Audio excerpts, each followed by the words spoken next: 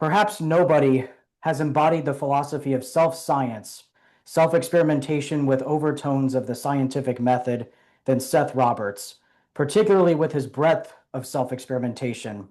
As stated in the beginning of his EG conference talk in 2010, I thought that the best way to learn how to do experiments was to do as many as possible. End quote. He began this broad journey of self-experimentation to treat at home his worsening insomnia, in particular, vast and tentative changes to his diet.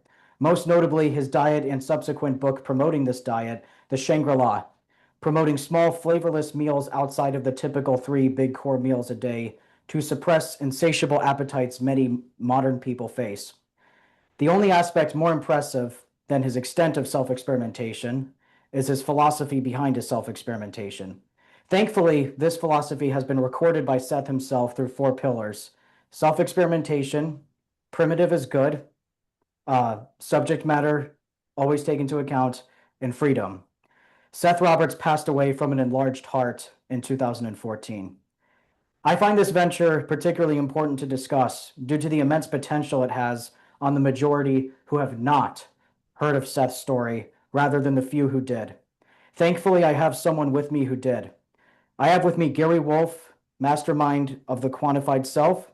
It is an organization, and in my opinion, it's a philosophy too, to measure in numerical, complete algebraic factualness every aspect of a person's life that is worth changing or experimenting. He also has a namesake book coming out this October, which we will discuss later. Gary Wolfe, thank you for joining me today. Thank you for having me. Yeah, all right. So let me just share my screen because I actually think this is a great place to start. This was from Seth's talk in 2010.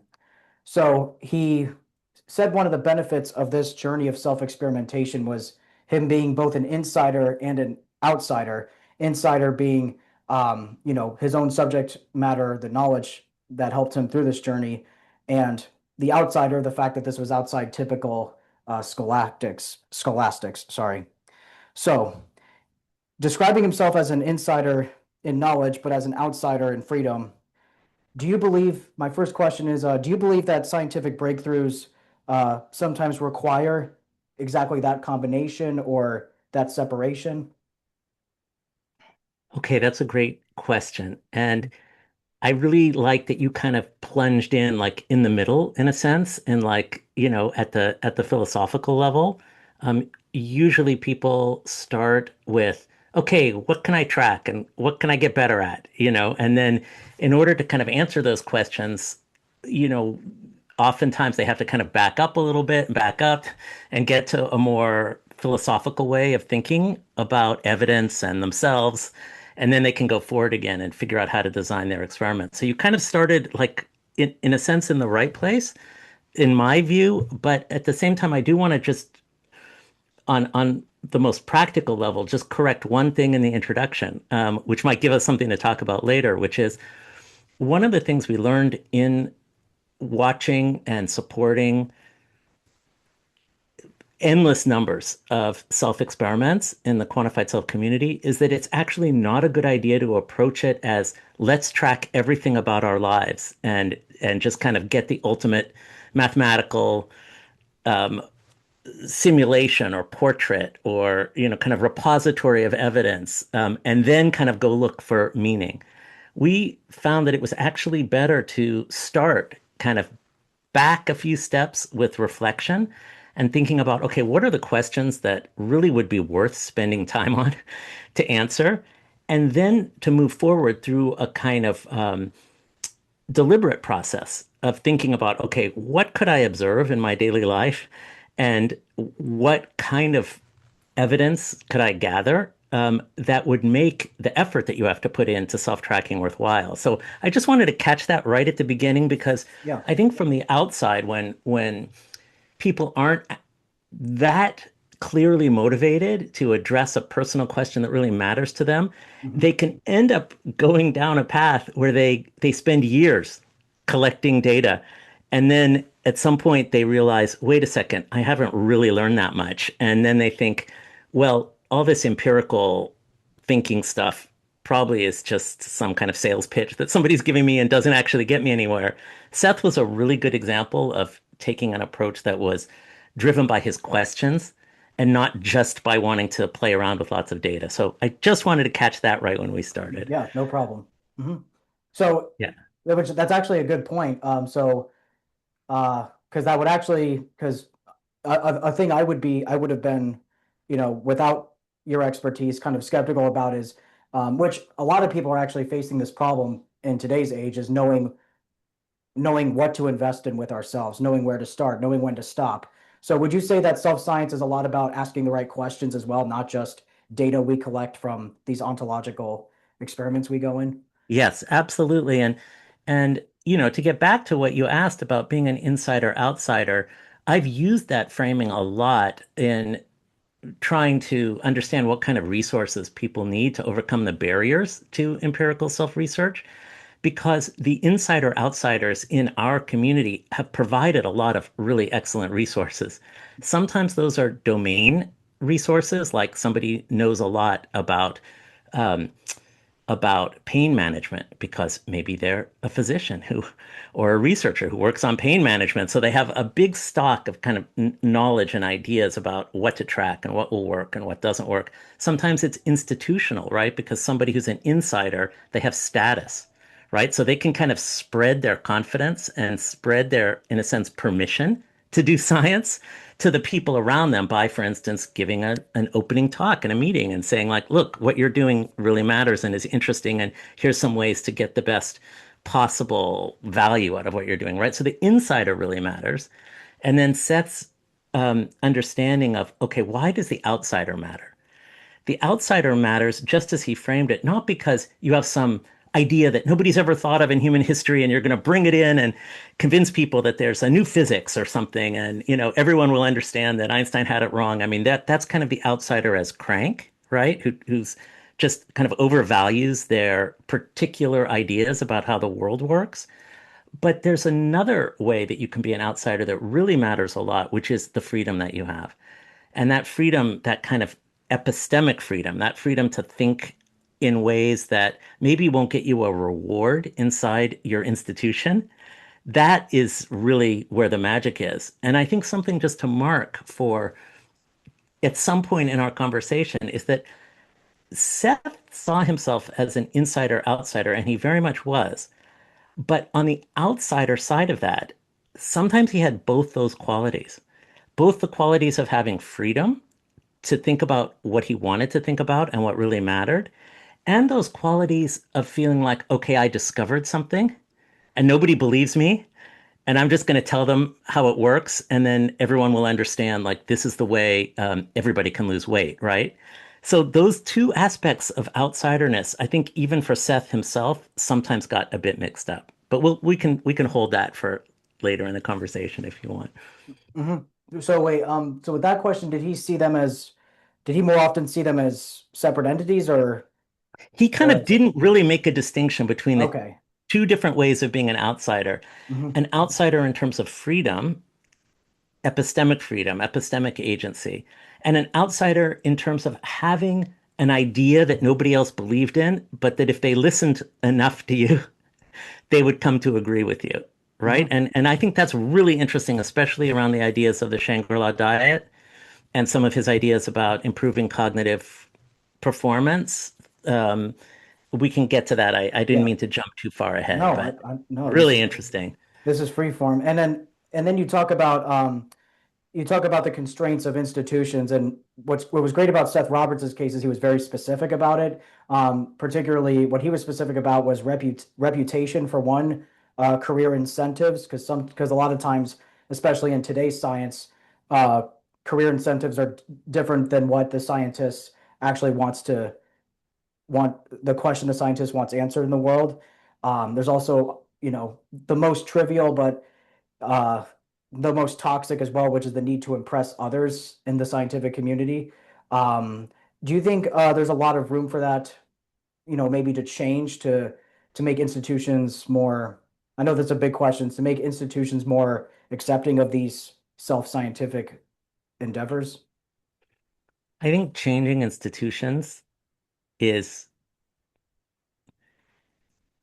very difficult to do from the perspective of an individual who has ideas about, okay, let's change an institution in the following ways, right? Institutions aren't really like that. They don't have ears, and they don't sit down for, a cup of coffee and you can't talk to them and say, like, here's how I think you should change, right? The institutions are very complex, you Yeah. know, um, sort of even defining them can be kind of difficult, right? Like understanding Yes. them. So I think a question like that is, how do our institutions need to change so that people have more freedom to operate empirically in the ways that they really care about? I mean, I think that's a good question. It's something that I think about. But in terms of taking actions, I think we have to take actions in a very well-defined and constrained domain where we actually are doing things like talking with people, asking for things, writing down our thoughts, right?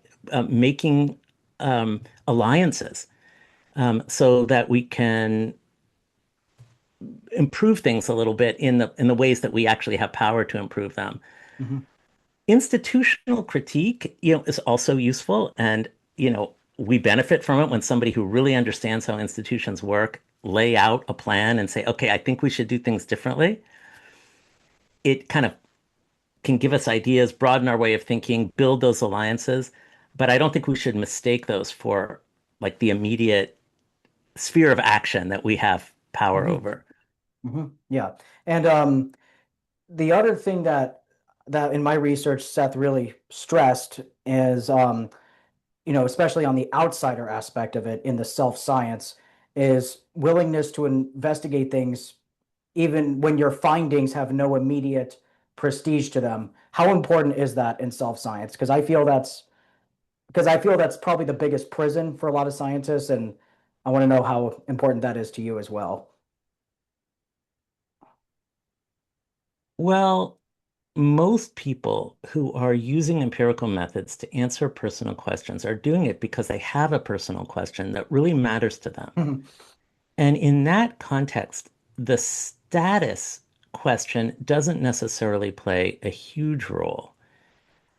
But if I reformulate your question a little bit, and I think about it not in terms of status, but of kind of permission, then I think what you're saying really matters to people because health questions, especially, and health questions that you try to answer with your own data, there is sometimes a feeling that you're not really allowed to do that, right? That those are the kinds of questions that belong with experts who have a lot of training and have credentials and can manage the complexity of doing an analysis and understand what data is valid and understand how to reach a diagnosis, right?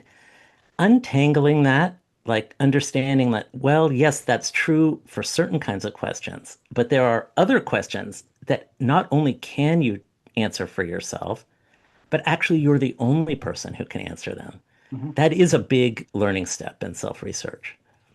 So it's appearing to me, it appeared to me even before this podcast and now that self-science blurs so many things. It blurs empiricism for one, but now it also seems to really blur subjectivity and objective, subjectivity, which is phenomenology if you're in philosophy, and objectivity, which is just called ontology if you're in philosophy. It really kind of blurs where you don't really know. It almost seems like you lose track when you talk about asking personal questions, even if you have to go to empirical measures to answer those questions, you know.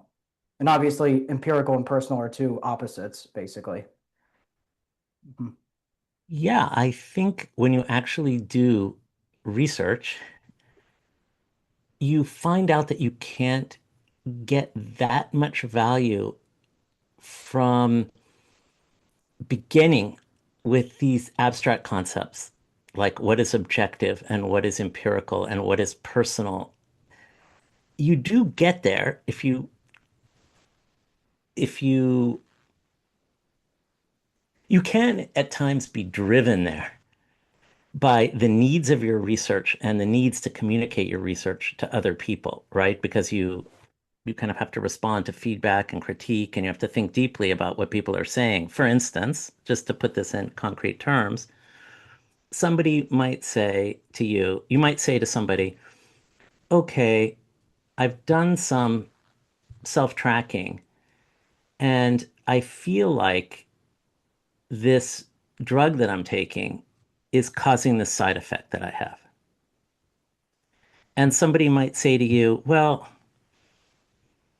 possibly, but first of all, there's no real evidence, clinical evidence, that this drug ever produces that side effect. And secondly, you're self-tracking, so you're paying more attention to certain kinds of feelings or certain kinds of side effects. So maybe the fact that you feel that the drug causes the side effect is a product of the attention that you're paying rather than a product of the drug, right? And when somebody says that to you, you think, okay, that's a very strong and logical argument. I have to really think about that.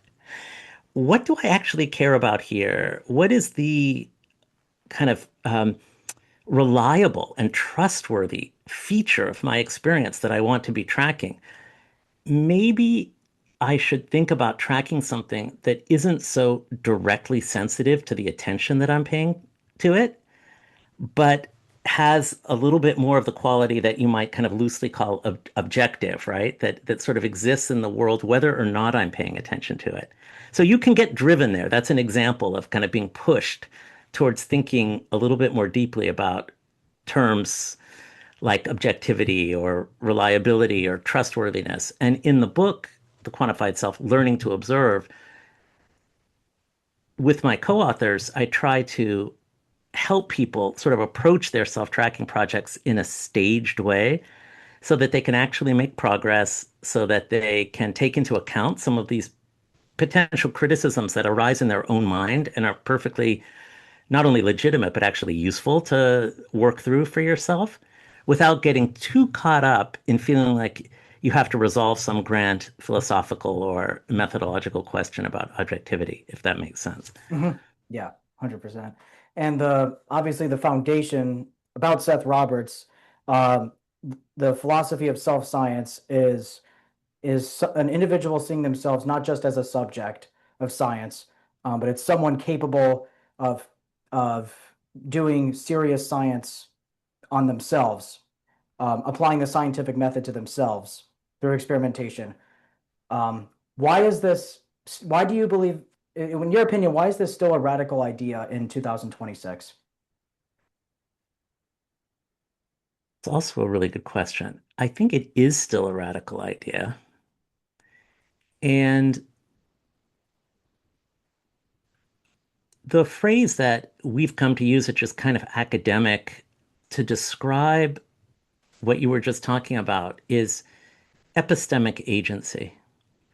So, agency means the ability to take actions, deliberate actions, right? So, um, epistemic agency means the ability and the right to be taken seriously as a knowledge maker, including by yourself.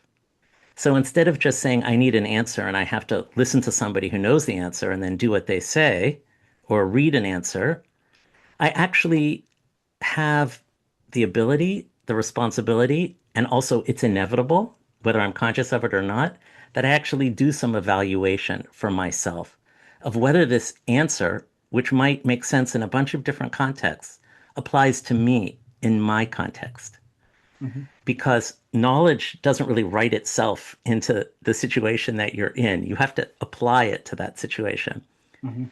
So then, if I reformulate your question in those terms, like, okay, why is epistemic agency kind of a radical idea in 2026?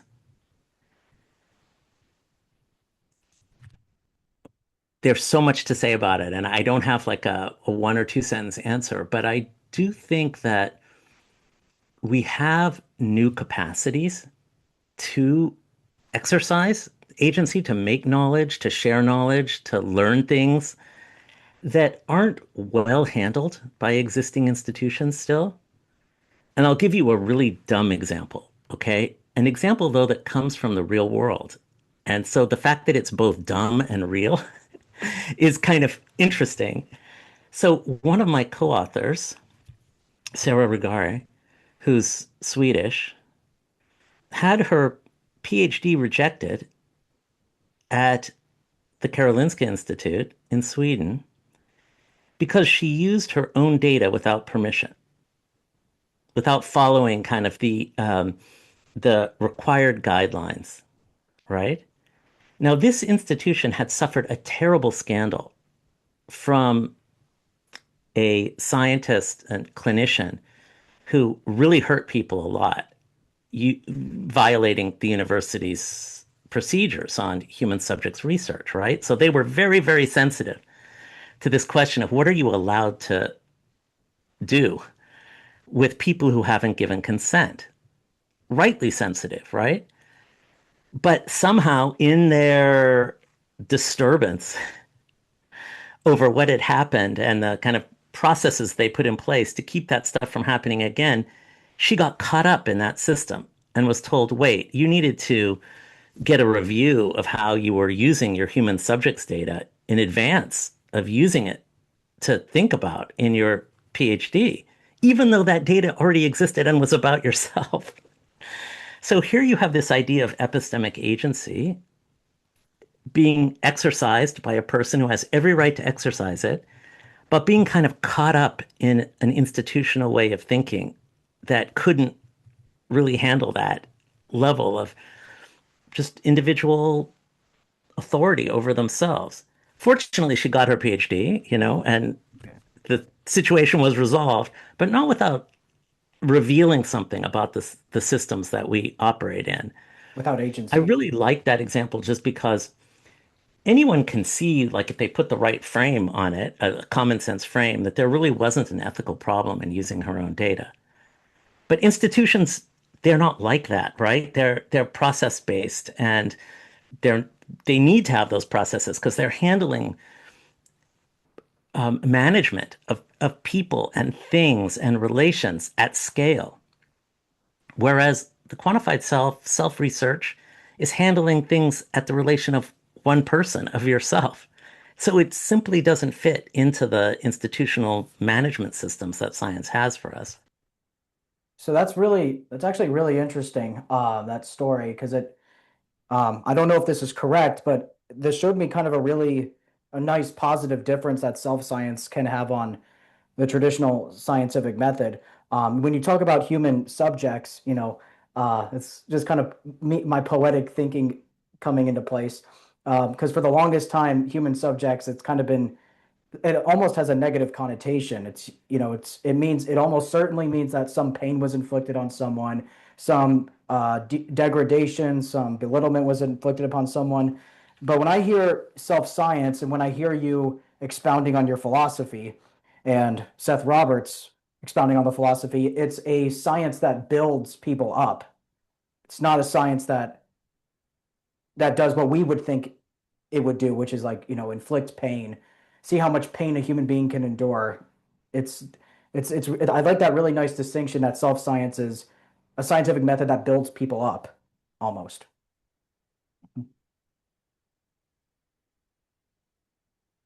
Oh, John, I have to say you're frozen for a minute. I'm all good. You're coming back now, but I think you may have a internet Okay. Let me see. connectivity issue. Let's try again.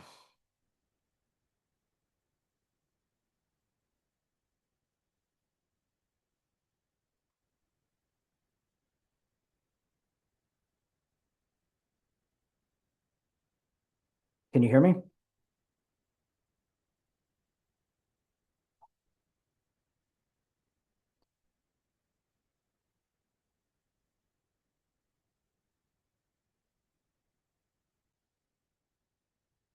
Okay. I've had this problem before. I'm so sorry about that. It's okay. It's okay. No Okay. worries. Because I've had this before and I solved it similar last time, but I'm going to do, if this happens one more time, I will move to a different part of my house where there's going to be no internet. Okay. Where you have Okay. good. And I will edit all that out, of course. Okay. Okay. Yeah. So what I was expounding on just previously before the technical difficulties was self-science having a really wonderful difference between what we would think of as of human subjects in science. It's not, worst case scenario, the Joseph Mengele, how much pain can a human being endure? Where this is somewhat sort of a science that builds people up. I wouldn't make the distinction there. Um, Mhm. I think that scientific practice obviously has part of its history. Let me say this just to restart. I wouldn't place the distinction there. I think scientific practice, as part of its history, has terrible lessons about how we treat other people, kind of negative lessons. Some of them are very famous and notorious, like the one you mentioned. And there are many, many others. But I don't think it's correct to characterize scientific practice in general along that axis. I think the axis that makes more sense in distinguishing what I call biomedicine or um, clinical and academic scientific research from personal science, self research, quantified self practice, has to do with generalizability. In that clinical and academic scientific research has as its job to reveal facts about the world and people in general, right? It Mhm. has to leave behind specific cases where personal science, self research, as Seth defined it, is concerned with your own individual experience. And this is not just a matter of scale, right? Like one person is not just a small version of everybody. The methods that you use to learn about yourself in context, in your own personal context, are actually quite different than the methods that you use to advance trustworthy statements, trustworthy discoveries about people and the world in general. Now they overlap. There's some interesting overlaps, right? Like you can learn something about yourself that gives you ideas that might be applicable to more than yourself, right? And then you can use some other methods to find out if those ideas are worth relying on, right? Also, the actual observational process itself. Self research often uses tools that were created as part of a clinical or academic research context, right? But you bring them close to yourself and you use them on yourself. Mhm. But I think the essential distinction is between the personal, the individual, the contextual that you know from experience, and the general. Mhm. That's where And I with put the line. All right, so yeah, and I have a question related to that as well. So with conventional science, asking questions about, what's true for populations, and self-science asking, what is true for me, what is true for the individual. Um, do you believe what do you think are the most important differences and similarities between those two? I think the most important distinction there between the personal science approach and clinical and academic research, and Seth talked about this quite a lot actually, is that when you're trying to reason about your own situation, you have access to your own context, so you don't need to abstract away from your own context, right? And that's very important because, for instance, let's say you see a series of low values from your activity tracker or something, and you're doing something for which your activity is relevant. And you think to yourself, yeah, but actually, I was really having trouble keeping my tracker charged during that week. Like the charging cord wasn't working that well. I would plug it in, I would get a charge, and then, but the charge would run out really fast. I don't really know about those days because I just remember how annoyed I was. So I'm just going to cut those days out, of my record, right? Like, forget about it. I'll just think about it using the data from all the other days.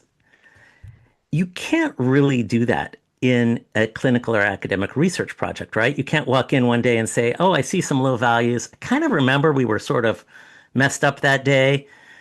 I'm not going to tell anybody anything. I'm not going to record anything I did. I'm just going to cut all those values out that I don't like, right? Like if you do that, your mentor, if you're a student, is going to say like, I don't really like that. Like, don't just go cutting some data out of your record because you're not too sure about it. Like, okay, we're going to have to process this data at some point, but we like to do it in a deliberate way and keep records of what we're doing because ultimately we want to publish this and have people count on it.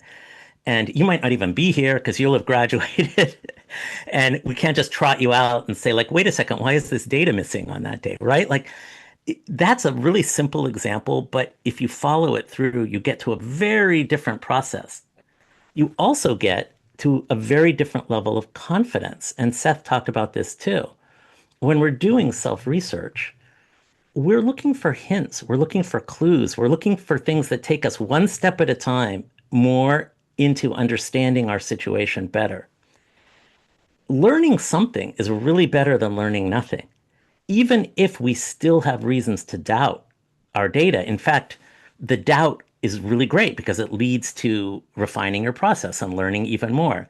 So Seth used to say a lot like, look, it's not a binary between like knowing nothing and being absolutely certain.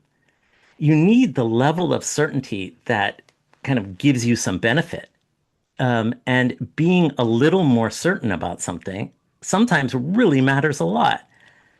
That kind of way of handling certainty and reliability and confidence in personal science is really different than the way you would handle it in mainstream clinical or academic research. Hmm. And I guess this would be because I think this is a very good question because it kind of is a concern of the opposite side, not for the people conducting personal science. Do you think anything will change on the meaning of expertise when someone has collected years of, careful evidence um, with that about their own life that no outside researcher could realistically reproduce? It depends on the nature of the claim being made. Hmm. And let me turn that back to you and say, like, okay, based on what I just said, what do you think the answer to that question is? Hmm. Sorry to do that to you, but it's kind of fun, right? Because I just Yeah, kind of said I something about understand. that, I think. Yeah. You're asking me what I think about that? Yeah, like Um, you produced a scenario, which I think is a great scenario, right? Somebody's tracked something for many, many years. They have learned a lot, and they make a statement about what they've learned, mhm. right? That's kind of the scenario you brought forward. How do we evaluate their expertise in relation to that statement, right? Do we consider them authoritative? I think this is the question you're asking, right? Do we think that they're just BSing us, right? Because they've got nothing? Like that's how I understood your question. Was that It's like it's right? more it's a little more fluid than that. It's like, if self-science, and I don't even know if you believe this, but I was starting to, if self-science has the capability of turning, ordinary people conducting experiments on themselves as, scientific or almost scientific, do you think this could potentially change or the meaning of scientific expertise or make scientific expertise a lot more ambiguous? I yes, I think it can. But I think the way that it can really requires knowing what you mean when you say expertise, Hmm. right? Yes. Because expertise means, in the way you're using it, I think, how much confidence can we place in the statements such a person makes, right? Like if you're an expert, and I believe you're an expert, and I ask you something, I'm going to rely on it more than if I ask a random person, right? Like that's what I think you mean by expertise. Hmm. But of course, whether I credit you as an expert or not, whether I rely on what you say as being more likely to be true than some random person, depends on what question I'm asking. You're an expert in what, right? And that's where I think there's potential for a lot of confusion. And sometimes I think Seth even got confused by that. Yeah. Hmm. And hmm. What would you do you have any instances in particular? Well, I mean, I knew Seth pretty well. So we took lots of walks around the Berkeley Hills and had lots of discussions about lots of topics. Yeah. And Seth was very confident that the data he'd collected from himself and the reports that he received from others demonstrated that, for instance, his Shangri-La method of consuming flavorless calories was a feature of basic human biology and psychology, right? That it was kind of a fact about humans. And I never really was satisfied with his conclusions there, right? I felt like, okay, I definitely think you've picked up a signal, and I believe in in a sense, the personal science validity of your research. But I'm not entirely convinced that you've discovered a fact about humans in general. And in order to be convinced, I would want to see some of the work that we associate with making general statements about facts about humans, Hmm. right? So I think that Seth sometimes blended the kind of academic and clinical understanding of expertise with the personal science understanding of valid discoveries, right? He kind of saw them as more overlapping. Now, if I really pressed him on that question, which I did, he would kind of take one tiny step in retreat. He didn't like to retreat very much. He wasn't like a retreating kind of person, but you could kind of, he loved the dialogue and you could kind of get him to take like a little kind of moment there. And he would say, well, you're asking for the wrong kind of evidence here. I'm advancing some pretty good evidence where no evidence has existed before. And if you want to be more confident in that, go out and do that research, right? I don't have to do it. Like I've got something that nobody's had before, right? Hmm. Which is some really good clues about some really unknown mechanisms in the psychology of hunger, Hmm. right? Yeah. So, okay, that's a good answer, and we could move on to like another topic, right? But you can see that there's a sensitive point there in where your expertise begins and ends. Yeah. This probably should have been my first question, but because obviously I don't know the answer to this. If I'm asking you, or if Seth were here, what would he say? Fundamentally, what is self-science? Because I've heard it called so many things by so many people. To some, it is a science. To some, it's a philosophy. To some, it's a school of thought. To some, it's even a pseudoscience. How would you fundamentally, if you could, categorize it? The word I like to use is practice. I think it's a practice, and I think that it's a practice that um, has both an individual and a community aspect. So at the individual level, it's articulating questions, explicit questions about yourself, and then exploring them using the records of your own observations, which you could call your own data, right? Hmm. But there's some ways in which it's kind of helpful to be a little bit more abstract and say, okay, I'm keeping records, and these are records of my own observations, and I may use instruments, but nonetheless, they represent things in my own personal life, and they are quantitative, by which I mean they can be expressed as a time series in a table with a timestamp in one of the columns, right? They weren't necessarily gathered that way. They might just be marks on a piece of paper, or um, there's many ways to gather the records, but they have this form in which this they can be kind of transformed Hmm. into a time series record. I think if you're doing that, if you're articulating questions, you're making observations, you're gathering records of your observations that you can reason with using these well-established methods of, okay, let's put them in an order from the largest to smallest, or the earliest to the latest, or let's look at the ones that happens on the weekends versus the one that happens on the weekdays. I think you're practicing personal science. That's the individual level. Hmm. And then I think there has been, over the last 20 years or so, there has been a community that's formed around those practices. But that community is linked by the way that it shares knowledge and by this um, set of common methods, not really by delivering a set of discoveries, right? Hmm. So, what was much more important for the quantified self community about Seth's work was how active and how generous he was in sharing his methodological expertise.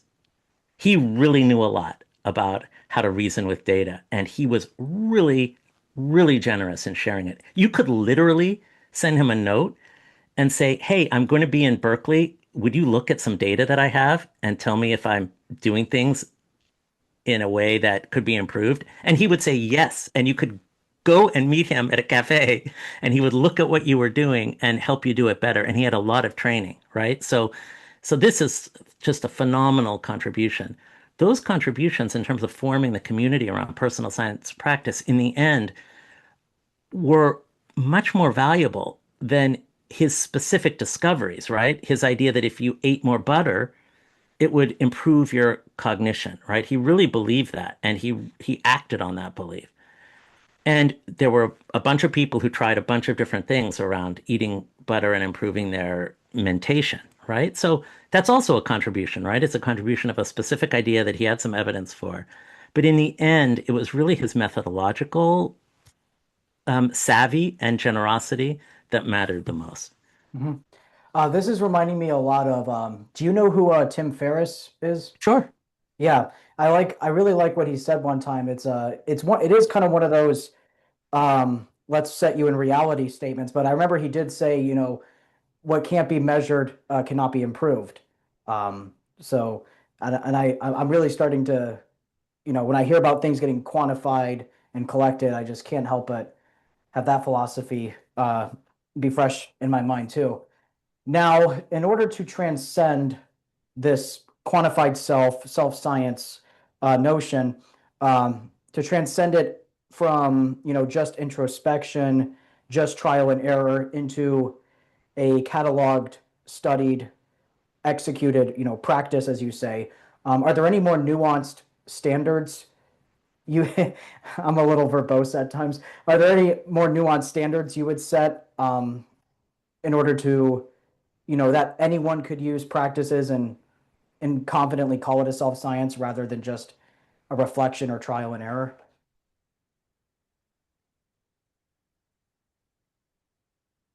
Well, you use the phrase trial and error, and I think that's a really important phrase. Um, Trial and error is a great method.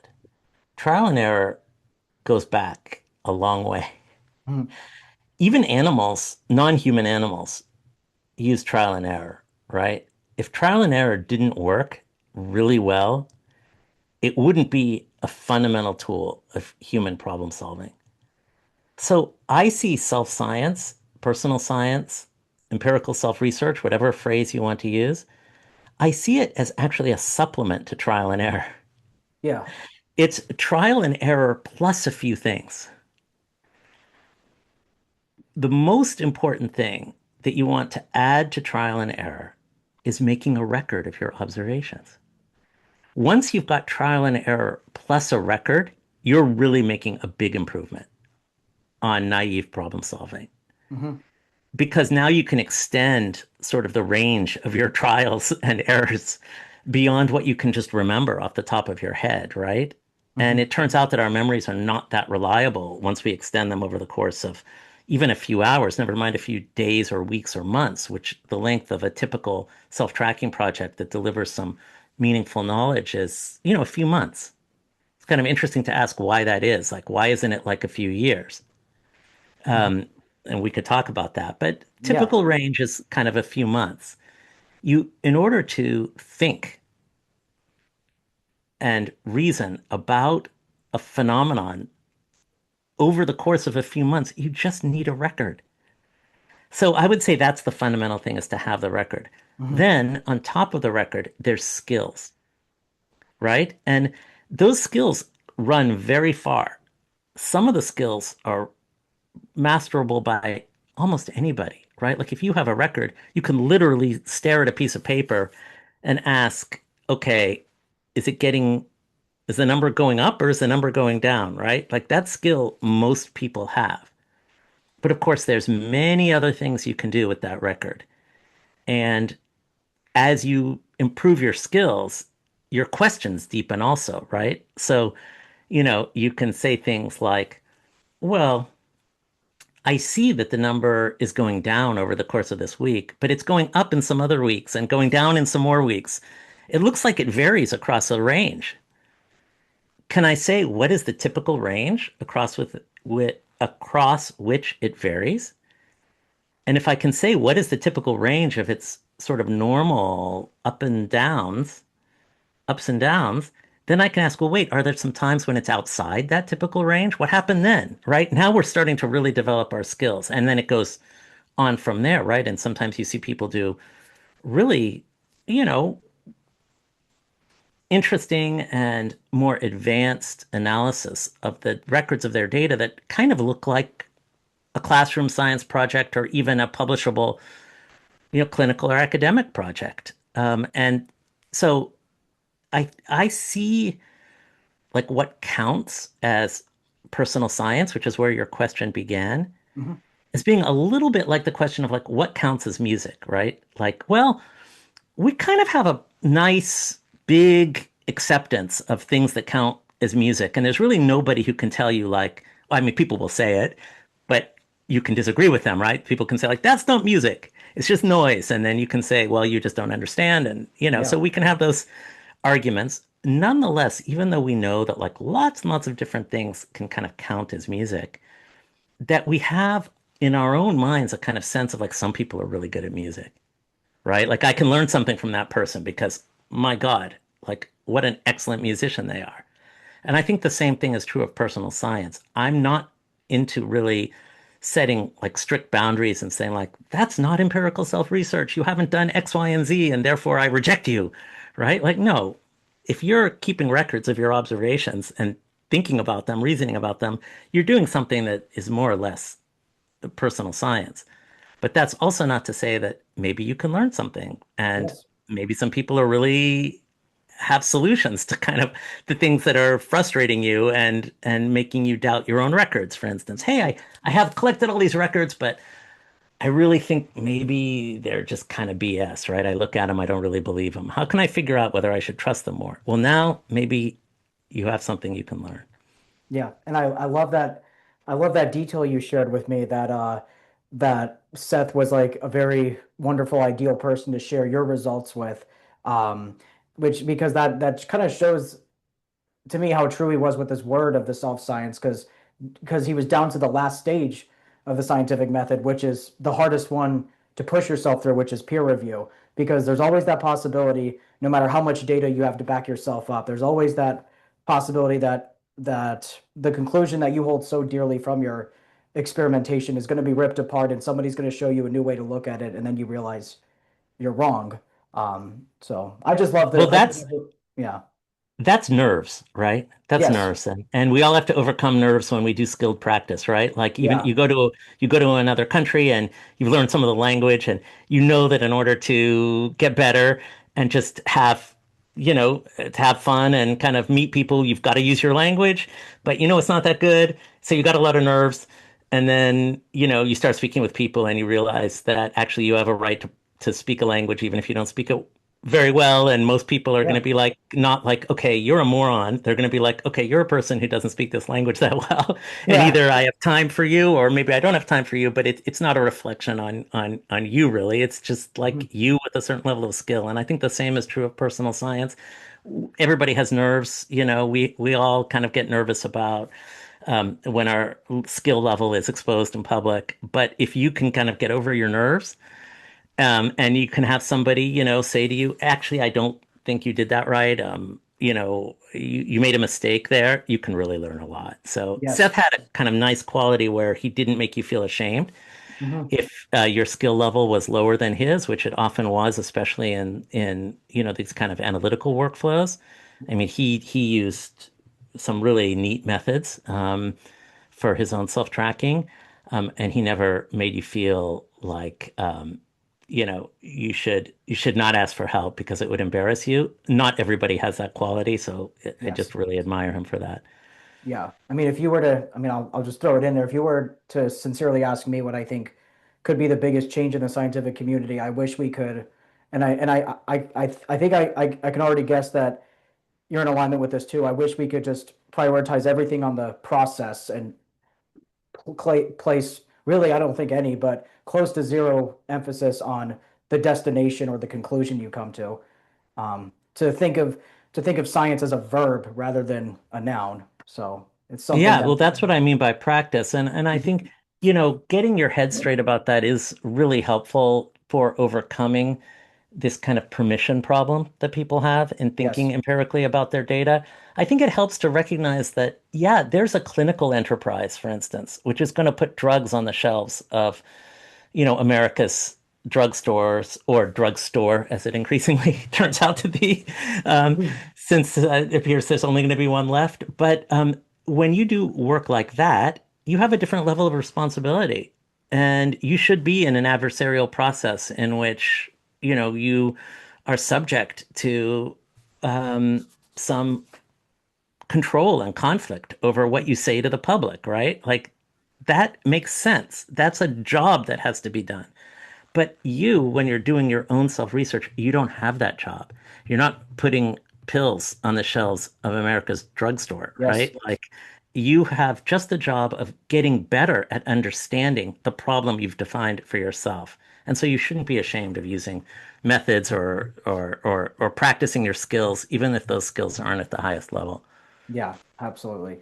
And one possible interpretation that I think could be important as of the whole philosophy of self-science and the notion of self-science being at the highest stage of science is I've heard the idea that it could become a a conduit into making scientific thinking a normal part of ordinary life, no matter a person's background, no matter how educated they are, even where scientific thinking, hypothesizing, testing, concluding, sharing results can become part of everyone's life.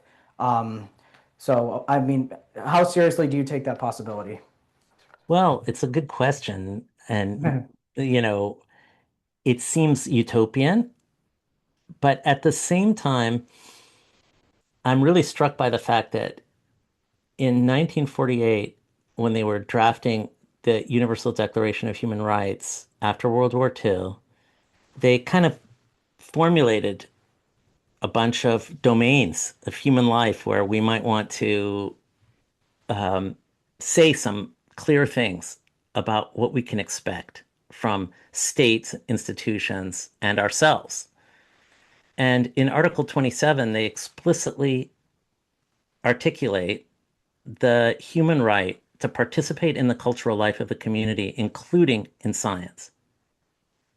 And so, science, like participating in science, the benefits of science was, 75 years ago Mhm. formalized in a kind of foundational document of our civil society. Now, of course, we know that those human rights are not self-executing, right? Like you can write it down in a document, but that doesn't mean that you'll actually realize the benefits of participating in the cultural life of the community and scientific progress, right? it's said, but then how can it be done? But I do take some encouragement from the fact that it's been recognized and Hmm. articulated, and it's not just a lonely voice saying people should be, you know, capable of reasoning scientifically about the questions they have, and that we should support that capability. Hmm. I mean, I do believe that. It's but it doesn't happen automatically. Hmm.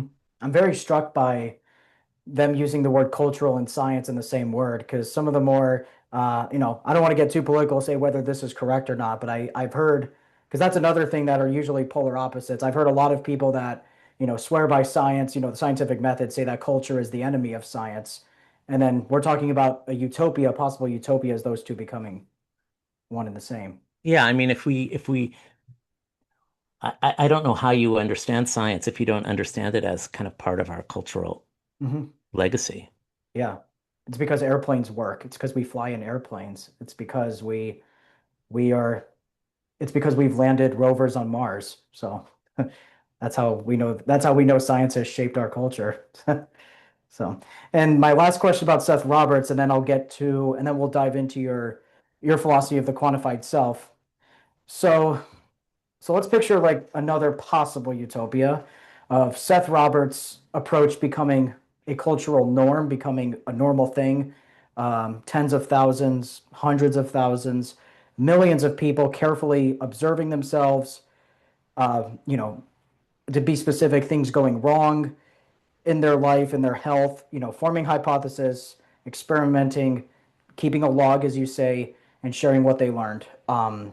What do you think are the biggest positive changes you could see in the world and science itself having that possibility? The way I think about that is probably overly influenced by kind of academic research on history of science. But I'll just, without shame, sorry. The way I think about that is probably over. Can I start again? Give me a No sec. problem. Yeah.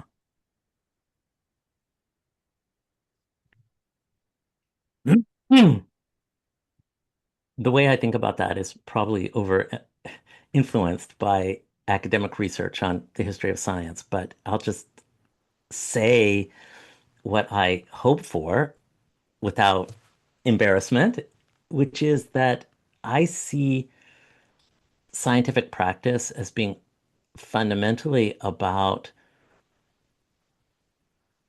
sharing our knowledge with each other, and that science has its origin, modern science, the science that I mean, it has very deep origins, but um, gosh, how do I say this? Let me try again. There's so much I want to say. Um,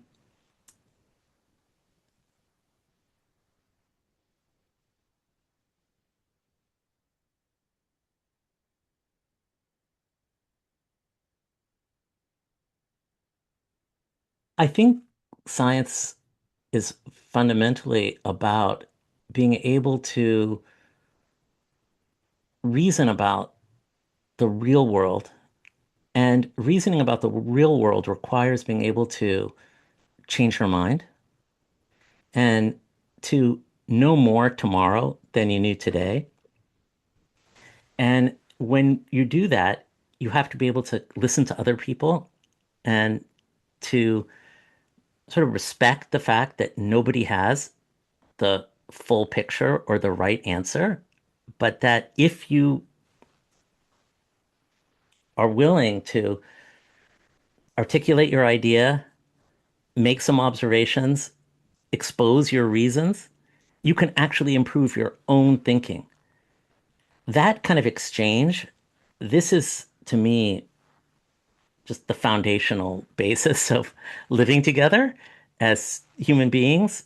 So I see extending scientific practice not as about delivering some set of results like clean energy or whatever, which are very important, but as being even more fundamentally about like how we relate to each other. Mhm. So now, So now on the quantified self. So when I was listening to your TED talk, I remember you discussing self-focused technologies. And then a concern of mine naturally, it's just skeptical. It's not critical. Is a worry. Um, and I was wondering if you have considered this too about these technologies of self-attention and self experimentation pushing too far into self-absorption too. And you made a very brilliant visual as a comparison. Like you said that science used to be sort of a window into seeing how, people work and how the world works. And you said you wanted to reframe it as a mirror to where people can see themselves in a scientific way. So do you believe there is a way we can implement these very self-attentive technologies while also being able to help other people as well?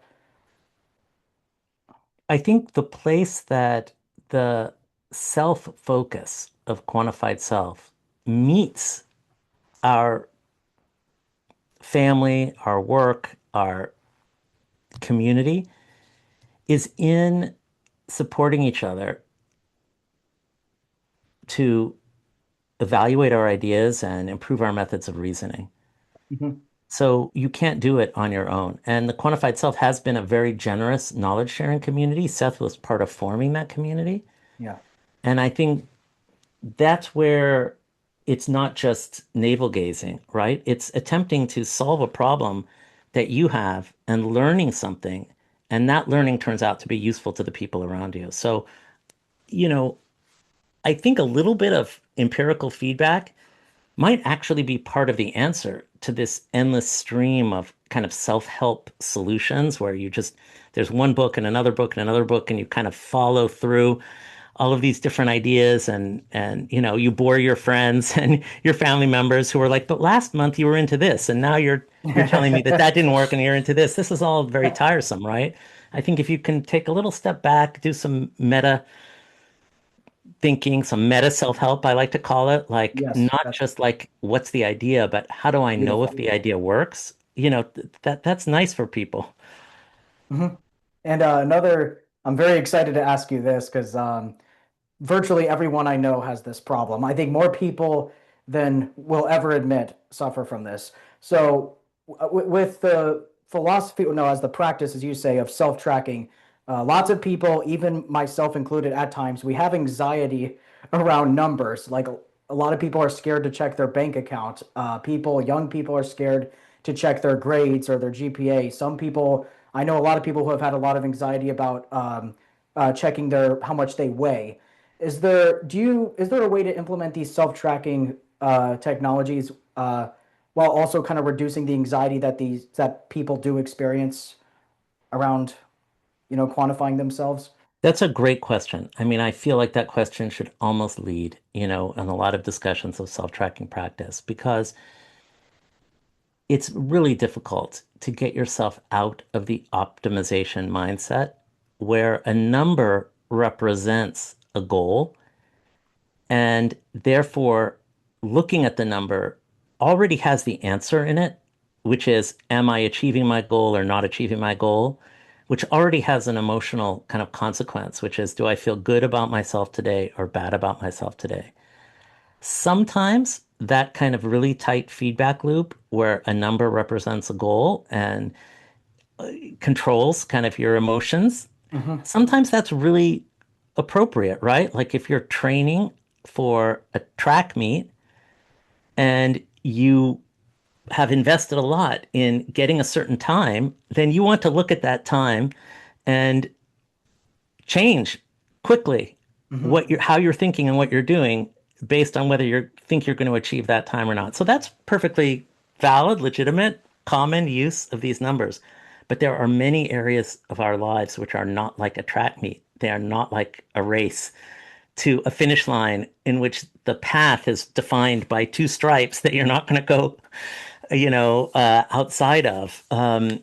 And self-tracking is really useful in lots of those other areas as well. But in order to benefit from it, you actually have to put some of that optimization thinking aside, some of that self-judgment aside, and Hmm. try to acquire a mindset where just getting a clearer picture of reality is useful to you, is even pleasurable to you. It's a cultivated taste.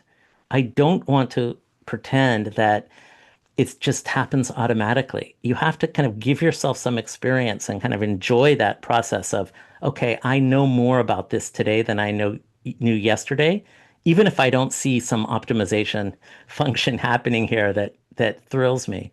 That knowing more, that satisfying the curiosity drive is really essential and really at the very root of quantified self-practice. Hmm. Yeah. And now the one more skepticism I have, and this is actually kind of very ambiguous, so I'm not sure where this will go. But do you see a possible issue of quantifying more and more of our lives, creating some issue of privacy? Like, do you in particular have a clear boundary about what parts of our lives are worth quantifying and sharing with others, and what parts are not?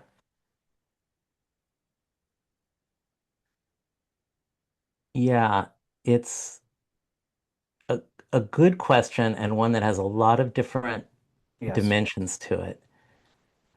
I think that there's an ideology around self-tracking, which is kind of dangerous for people in several different ways.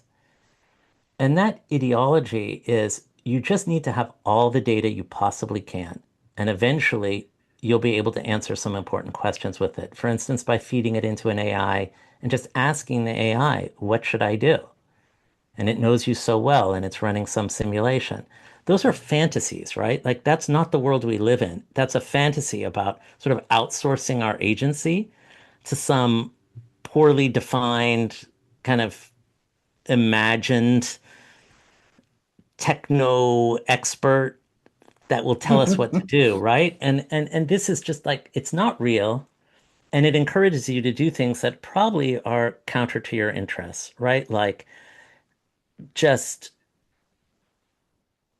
drop every record of every possible instrumented observation into some insecure cloud database where it's available to anybody who wants to use it to make some model based on kind of aggregate performance that will make their bottom line go up, right? Like and that stuff, how harmful is it?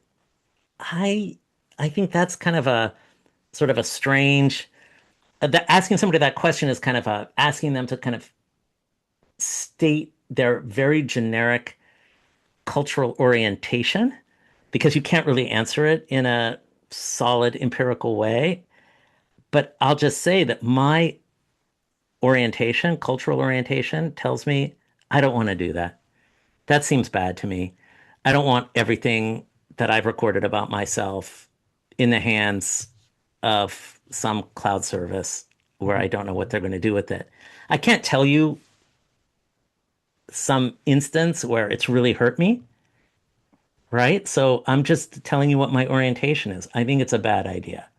Hmm. And so I think this amorphous security anxiety around our data is kind of worth respecting. Like, let's just not do it, right? Like, let's just hold on to it. Let's just keep things stored locally and use just the technical resources we need to answer questions that are really important to us. And Hmm. then we can kind of make some of the trade-offs in a more reasoned way. So Hmm. that's how I approach that question. I mean, I do Yes. think it's just generally not wise to fall in with this um, surveillance mentality. Hmm. Yes. And I only have a few questions left. Uh, Probably the most striking thing I've noticed, going back to Seth Roberts, is how tentative, and I think that's the perfect word for this, how tentative his self-science remained throughout his life. An example I'll give, which is actually several in one, even when something dramatically improved his life, he always seemed to stay willing to abandon it if evidence of something better appeared. And of course, when you listen to his EG conference talk, he talks about the first experiment he did, which is eating more fruits in the middle of the day to improve his sleep. And he did that, but then he heard somebody that he was just talking to on the street or something, or in a grocery store or something like that, telling him that eating sausages late in the day will improve his sleep. So therefore, he abandoned that and started eating sausages, and that alleviated his sleeping even more. So something in some kind of dichotomy I would be interested in dissecting is, considering that I was a psychology major in college, so I know how important it is to have a very strong foundation with identity, having a very clear idea who you are, what you like, what you don't like. How do you maintain that sense of identity while also remaining open to constantly revising what you know about yourself? Well, I think Seth had an identity as an experimentalist, so that was easy for him, right? That is your identity, yeah. Yeah, So his identity was as a person who ran experiments. yeah. That was his, Yeah. well, that was his degree, wasn't it? Experimental psychology. Yeah, and he was a Uh, trained expert in that mhm, field. mhm. And he said that was, I remember he said that was probably his greatest advantage to his experiments was the fact that he already knew so well about experimental methods already, and then just seemed to sort of use that to improve on it really throughout his life. Yeah, I'm not sure I would call that his greatest advantage, but it's Mhm. definitely an advantage. Yeah, I think his greatest advantage was the fact that he was an insider outsider psychologically, that he yeah. was able to have the confidence of an insider, but the freedom of an outsider. That was a really big advantage. He also was very skilled, right? Sometimes it's interesting, like we talked a lot about some kind of technical issues around effect sizes, right? So Seth's skills allowed him to detect small effects, whereas most personal science practice is looking for really big effects, where you can use really basic methods to have confidence in your discoveries. Whereas Seth was actually able to detect small effects. Of course, they generate their own kinds of doubts, these small effects, right? So I think his technical expertise kind of cut both ways. It allowed him to do really interesting work, but at the same time, it tempted him a little bit to make much of small effects. Mhm. Yeah. And my next question is, for most of history, we have understood ourselves through, very vague, like you said, very amorphous things like qualities, stories, memories, uh, other values, other people's perceptions of us. I might be getting this a little wrong because I remember saying something similar and it was not correct. So if we increasingly come to know ourselves through, quantifiability, like numbers, data, logging, not the more softer stuff I previously said. Do you think the things we use to define a person could fundamentally change?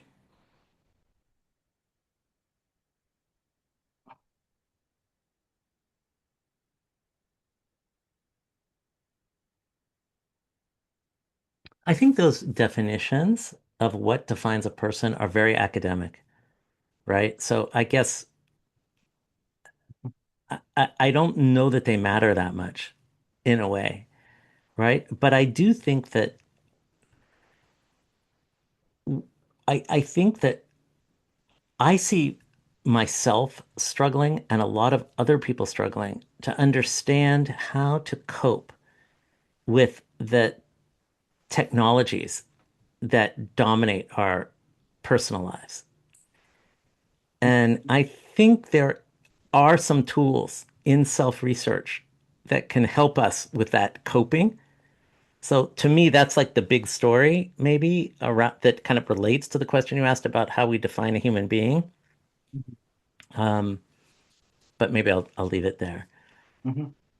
And my very last question, so I'm going to share, I'm going to try not to, I'm going to try my best not to turn this into a game show, but I just saw some comparisons between you and Seth. It's just the poet in me, seeing connectedness and everything, or trying to. So I saw this other graphic from Seth Roberts himself, where he sort of has a quadrant of his approach, self-experimentation, value of primitivity. That's just my way of saying that. Subject matter knowledge and freedom. And I noticed when I was listening to your TED talk, you kind of had your own quadrant as well.